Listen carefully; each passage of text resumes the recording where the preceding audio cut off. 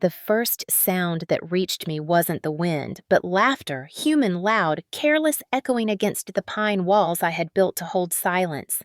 I paused at the threshold, snow melting on my coat hand, tightening on the brass handle. The door was unlocked. Inside, firelight shimmered across the glass shelves where my mother's old china used to sit. Now those shelves carried half-empty wine bottles and glittering crystal tumblers, one of them in my sister's hand. Charlotte Hayes sat curled in my favorite armchair, wearing the ivory cashmere sweater I had left folded in the master bedroom. She lifted her glass towards me with a lazy smirk, red polish gleaming on her nails, and said, "What's a parasite like you doing here? Get out before I call the police." Her words landed like a slap, but her tone was worse, casual, confident, as if I were trespassing in my own life. Behind her, 7 people turned from the fire, faces flushed with wine and entitlement. Her husband Liam grinned awkwardly. His parents whispered someone laughed again. For a moment, I thought I had walked into the wrong house, some stranger's holiday gathering. Then I saw the photograph above the fireplace, the smiling portrait of Liam's family hanging where my parents' picture used to be. The edges of the frame still bore faint dust where I had wiped it last winter. The smell of roasted turkey and spilled champagne replaced the cedar scent I loved. My sanctuary had become their living room. Charlotte took another slow sip, eyes glinting in the firelight. "Didn't expect you back so soon, Evie," she murmured. "We're making ourselves at home like you said." I hadn't said anything of the kind. The glass in her hand was part of a pair I'd bought her last Christmas, imported crystal meant for celebration. Now she filled it with the last of my aged Bordeaux, a bottle I'd saved since college. The liquid flashed deep red against the flames, the color of violation. I felt the words rise to my throat but stopped them. Silence, I remembered, can wound deeper than shouting. So I stepped inside and closed the door behind me. The laughter died, the lock clicked, and every pair of eyes in the room realized too late that I was home. My name is Evelyn Brooks. I'm 32 years old, founder of an interior design firm in Denver that I built from the ruins of my 20s. I'm not rich by inheritance, only by stubbornness. Every wall in this mountain lodge was drawn first by my hand, measuring sanding painting until my palms blistered.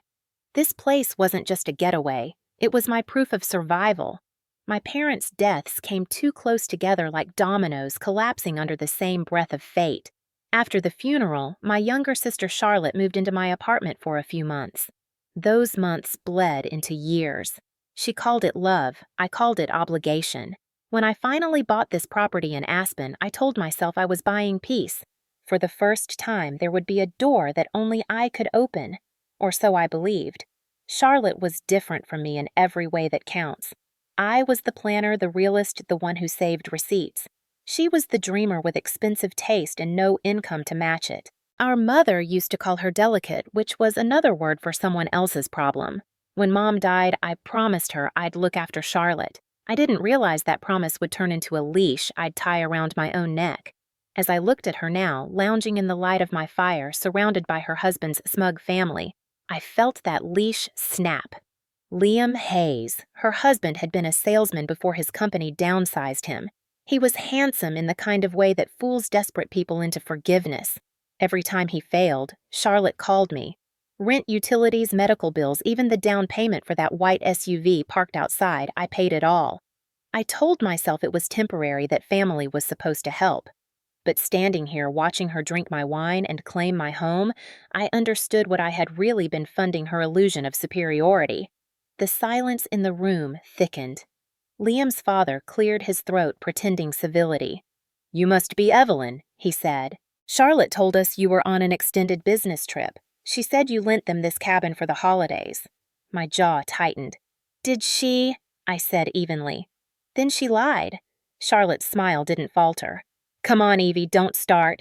You said we could use it whenever, remember?" Her voice was honeyed with false innocence, the kind that had fooled every man and mother figure she'd ever met.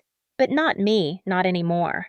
I took a step closer, boots sinking into the carpet she had chosen to replace mine. "No," I said quietly. "I remember saying you could borrow the key for emergencies. This is not an emergency." Her eyes flickered a brief crack in the mask. "You're being dramatic," she said. "It's Christmas." "So it is," I murmured, scanning the room. And you've given me the perfect gift, the truth. The truth didn't roar.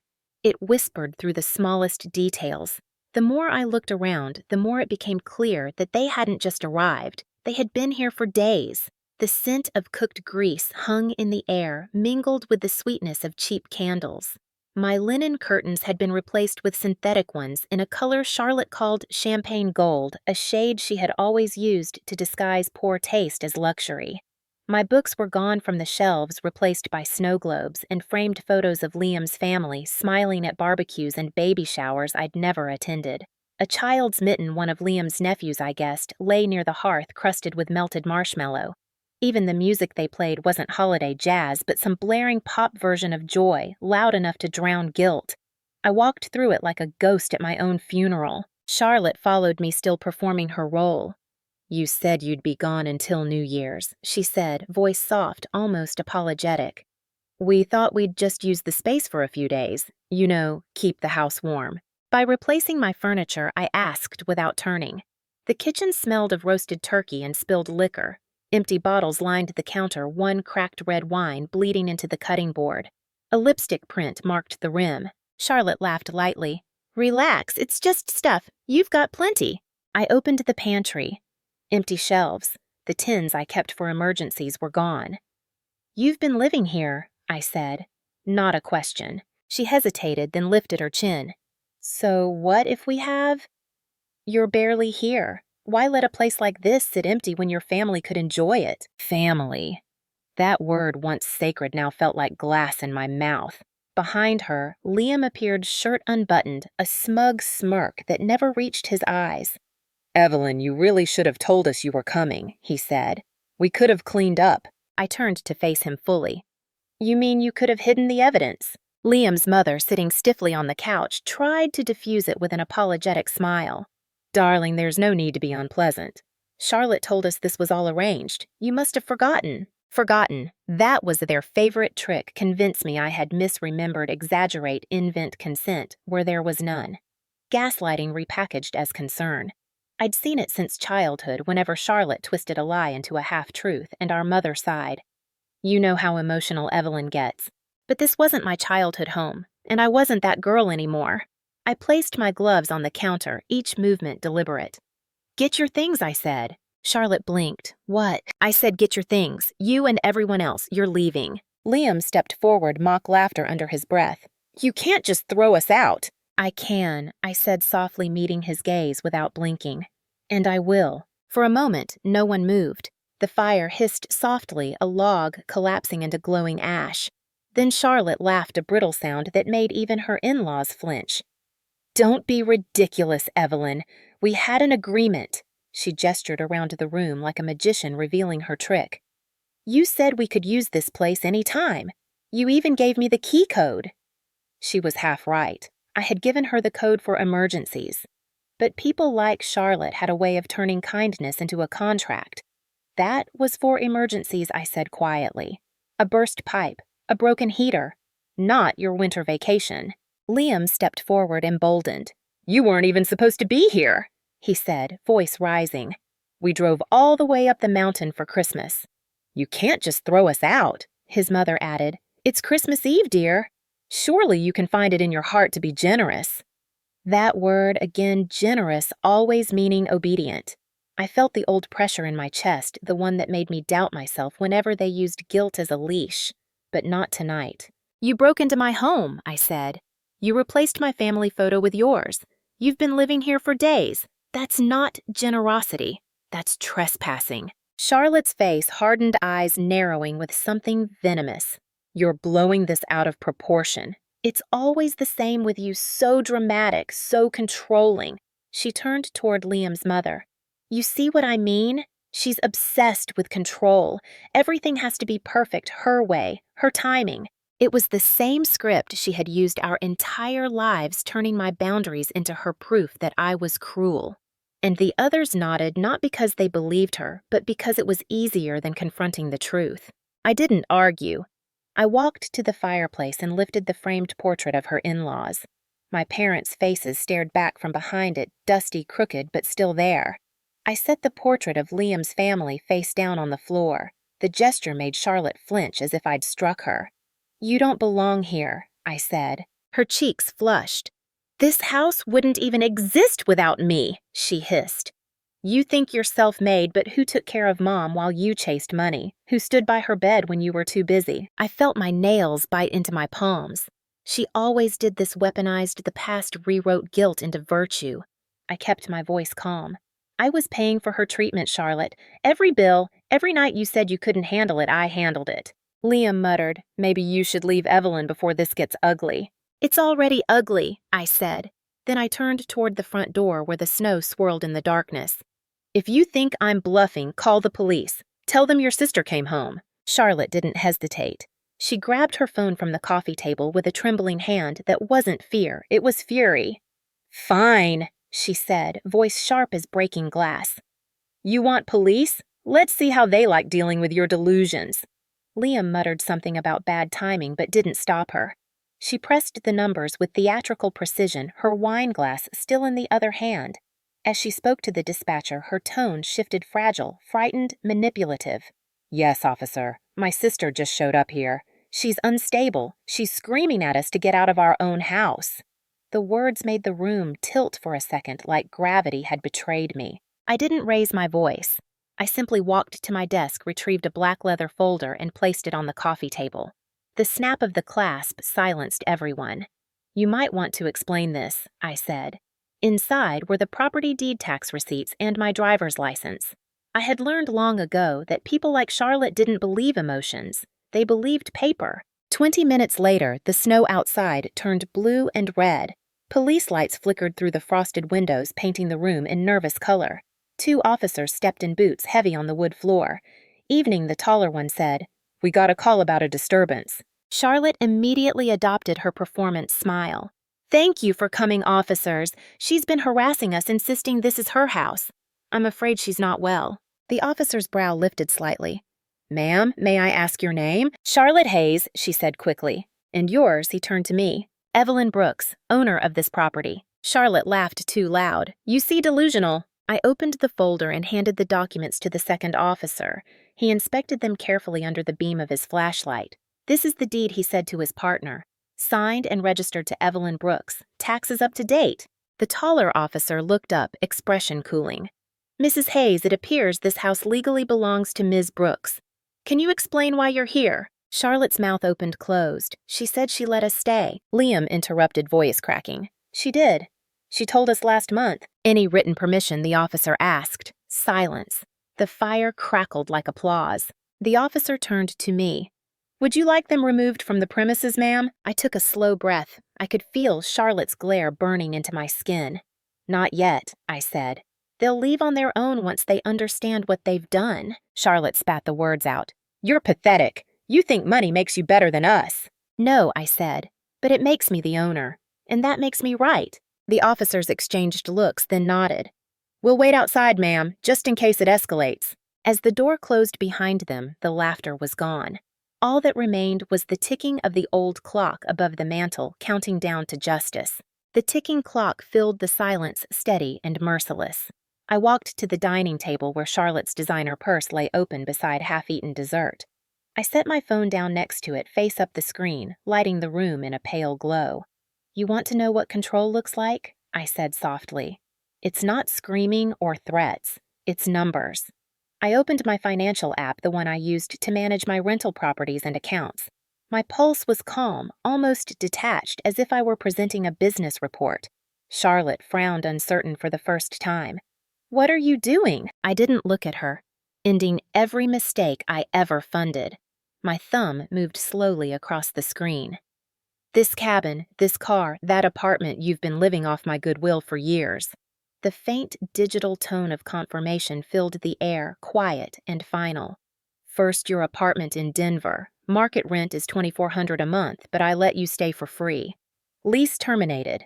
Another tone. "Second, the white SUV parked outside your precious symbol of status. I paid the loan, canceled." Another tone, sharp as a closing door. Charlotte's breath hitched. "You can't do that," she said, stepping forward. "I already did." Liam's father stood up, suddenly pale.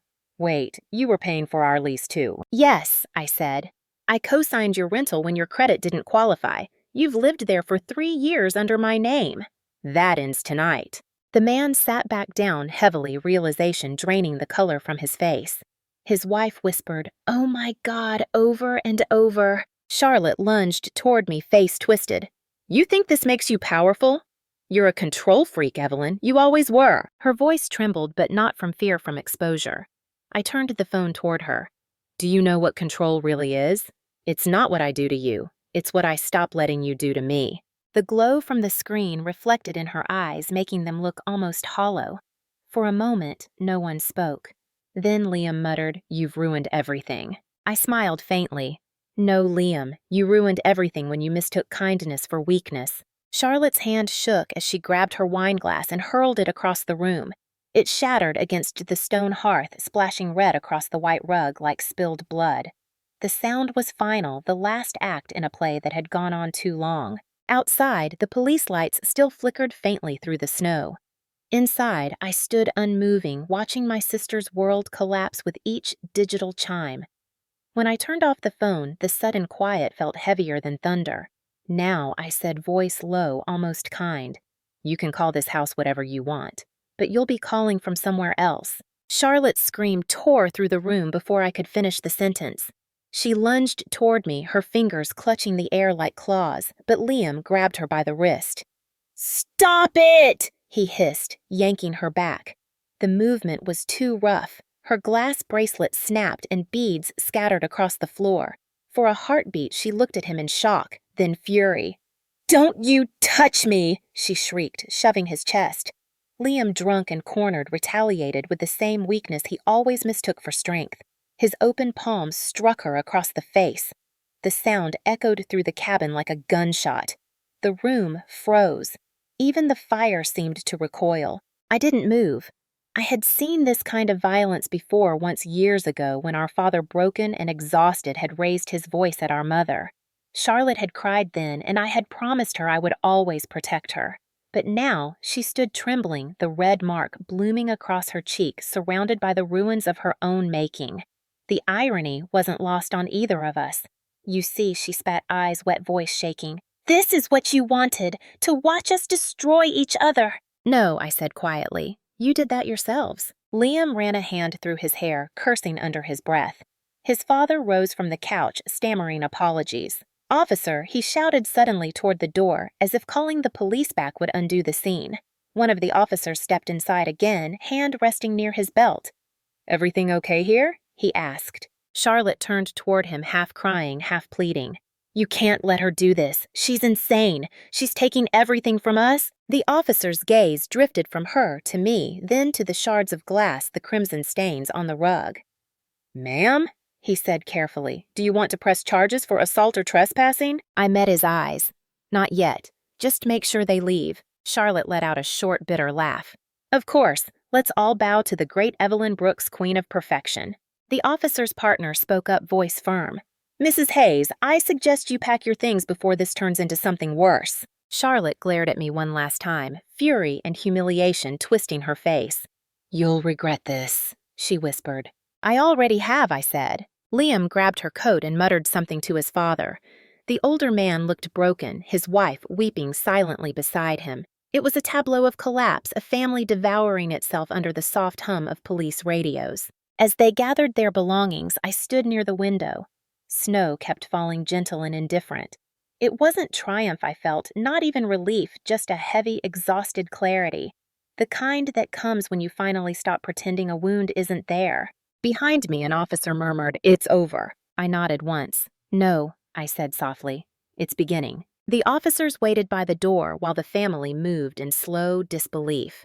Charlotte clutched her coat hair, wild face streaked with tears, and the faint outline of Liam's hand. Her in-laws whispered among themselves, packing food into plastic bags as if they could salvage dignity along with leftovers. The room smelled of wine and fear. I stood near the window arms, folded the snow outside, glowing blue under the police lights. It wasn't satisfaction I felt. It was gravity, everything finally settling into place after years of imbalance. Charlotte turned on me one last time. "You're really doing this?" she demanded, voice hoarse.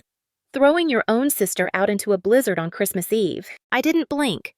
You broke into my home, Charlotte. You drank my wine, slept in my bed, and called me a parasite. You decided whose house this was. I'm just agreeing with you. Liam stepped forward, trying to salvage authority. We're family. Family helps each other. Family doesn't lie to the police, I said quietly. Family doesn't replace photos of dead parents with their in-laws' smiles. The older officer cleared his throat. Mrs. Hayes, you need to leave the premises now. Charlotte let out a sharp laugh, bitter and cracked. Fine. Let's all pretend she's perfect. That's what she wants anyway. The perfect sister. The saint. No, I said softly. Just someone who finally stopped saying yes. Liam grabbed a suitcase and muttered curses under his breath. The sound of zippers and rustling filled the silence.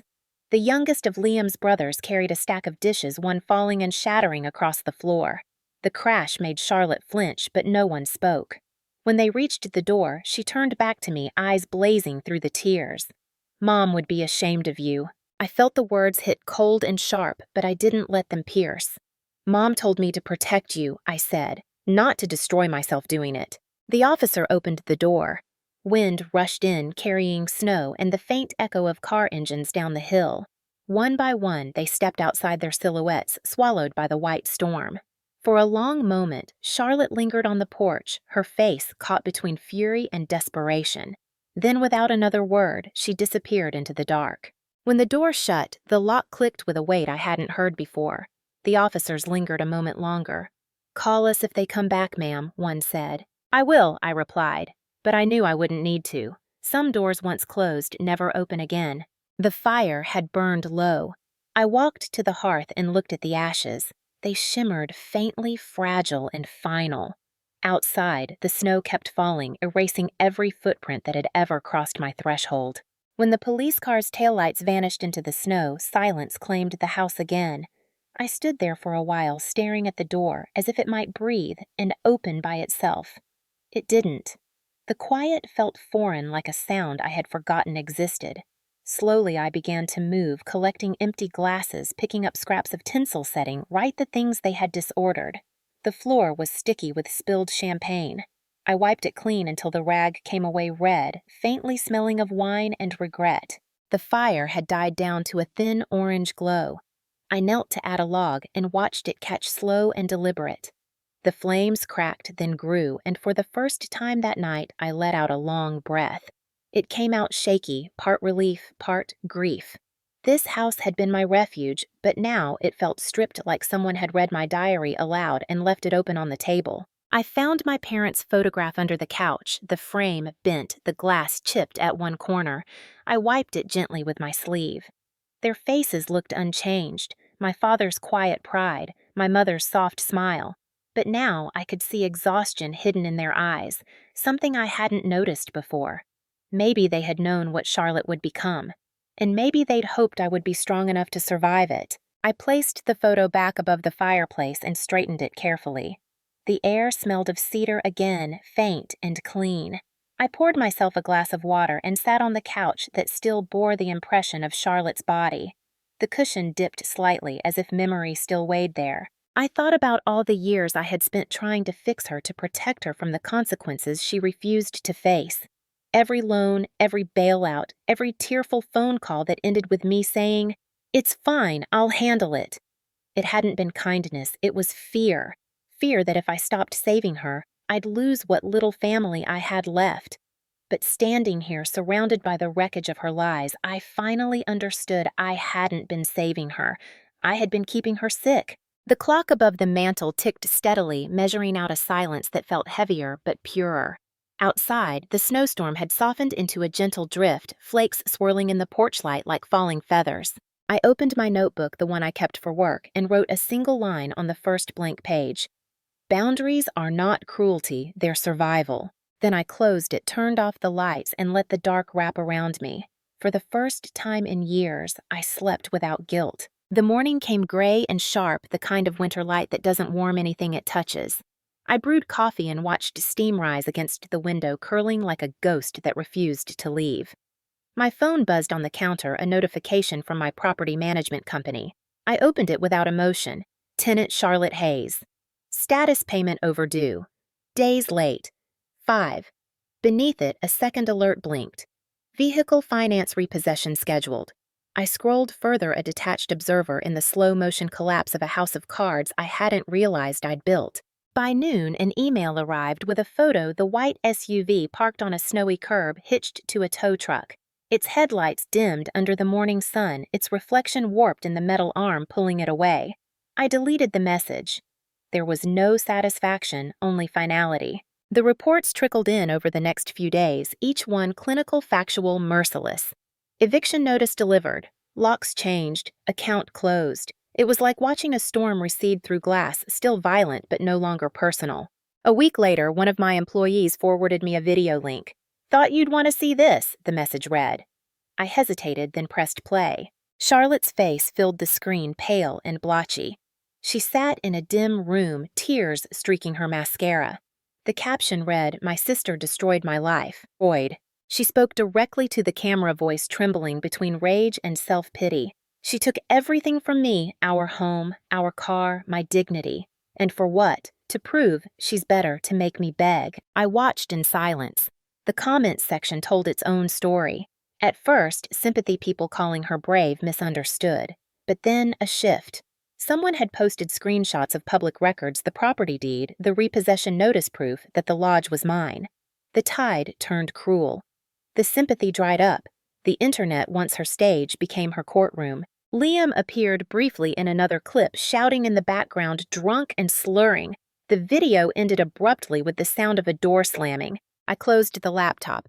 No triumph, no relief, just a quiet ache that settled deep in my ribs. That night, I stood outside the lodge, boots crunching in the snow. The air was clean again, untouched. I looked at the mountains, cold, ancient, indifferent. They had seen worse storms than mine. Inside, the fire burned steadily. I picked up my father's old pocket watch from the mantel and wound it. The ticking filled the silence, steady and forgiving. Justice hadn't felt like victory. It felt like weight, the kind that anchors you so you don't drift back into old patterns. When the wind shifted, I whispered into it, not to Charlotte, not to anyone. "It's over." The mountains didn't answer. They didn't need to. 2 weeks later, the mountain air turned brittle with the edge of late winter. I had almost grown used to the silence when the phone rang, slicing through the stillness like a blade.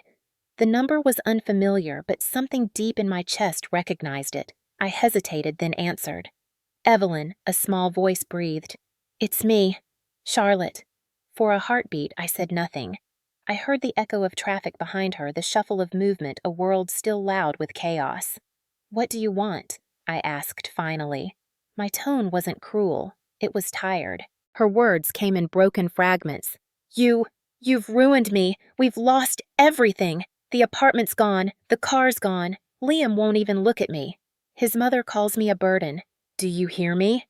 They call me a burden." I closed my eyes. The irony stung, but not in the way she expected. "And what did you call me, Charlotte?" "That was different," she said quickly. "I didn't mean it. I was angry." "You were honest," I replied. A long pause. Then a shaky laugh. "You think you've won, don't you? Sitting up there in your precious cabin all alone? You think money makes you right." "No," I said quietly, "but it keeps the roof mine." The silence stretched. I could hear her breathing, uneven, desperate. "I have nowhere to go," she said finally, voice breaking. "Please, Evelyn, just let me stay there, just until I figure things out." The old instinct, the one that had always made me rescue her, twitched like a ghost in my chest, but it faded as quickly as it came. I looked around the lodge, the photo above the fireplace, the warmth of the fire, the order I had rebuilt. I realized that if I said yes, I'd be burning it all again. "Charlotte," I said softly, "do you remember the night you called the police on me?" She was silent. "Next time you find yourself in trouble," I continued, "call them again. Maybe this time they'll take your side." "Don't hang up," she cried, voice climbing toward hysteria. "You can't just cut me off. I'm your sister." "No," I said. "I was your sister. You just never wanted me as one." Her sob turned into a ragged sound, half scream, half plea, but I pressed the button and ended the call. The silence that followed wasn't empty. It was full, heavy with every moment I had finally reclaimed. I stared at the phone for a while, then placed it face down on the table. Outside, the snow had stopped. The sky was pale gold, washed clean. For the first time in years, I felt something that wasn't exhaustion. It was peace, the quiet kind that doesn't need forgiveness to exist. Spring came late to the mountains that year. It crept in quietly without fanfare, melting the edges of snowbanks and letting thin streams trickle down the hill like silver veins. The lodge stood unchanged from the outside. Dark wood, wide windows, chimney breathing faint smoke. But inside, something fundamental had shifted. It no longer felt like a refuge from pain. It had become the evidence that I'd survived it. Weeks passed before I realized I hadn't thought of Charlotte for days at a time. When I did, it wasn't with anger. It was with a kind of distant empathy, like looking at an old photograph of someone I used to know. I still remembered the child she once was, the one who hid behind me when thunder struck, who cried because she feared the dark. That version of her was long gone, buried under years of indulgence and denial. I couldn't save her without burying myself beside her. One morning, as the sun broke through the pines, I sat at the desk overlooking the valley and began drafting a proposal. It wasn't for a new property or a design client. It was something else entirely, the Boundary Foundation. A quiet retreat for women, disentangling themselves from toxic families, manipulative marriages, and lives that demanded too much of their forgiveness. The idea formed easily, as if it had always existed, waiting for me to be strong enough to build it. The first group arrived that autumn, 5 women from different states, each carrying her own story of betrayal and rebirth. Some cried by the fireplace their first night. Some didn't speak for days. I let them take their time. Healing, I'd learned, isn't about forgetting the wound. It's about realizing you can live around it without letting it define you. On the final evening of their stay, we sat outside, wrapped in blankets, the air crisp with the scent of pine and firewood. One of them asked, "Do you ever regret cutting them off, your family?" I looked toward the mountains glowing faintly under the moonlight. "No," I said. "Regret belongs to the part of you that still believes you could have fixed them." The woman nodded, eyes glistening. Later, when the guests had gone to bed, I walked down the trail behind the lodge. The snow had melted entirely, revealing soil rich and dark beneath. I knelt, pressed my hand into it, and whispered, "It's yours now, Evelyn. All of it." The wind moved through the trees in answer. I smiled, stood, and turned back toward the lodge. Inside, the fire burned steady, the same way my heart did, quiet, contained, but alive. Justice had been served long ago. What remained was peace, and peace, I'd learned, was the rarest form of revenge.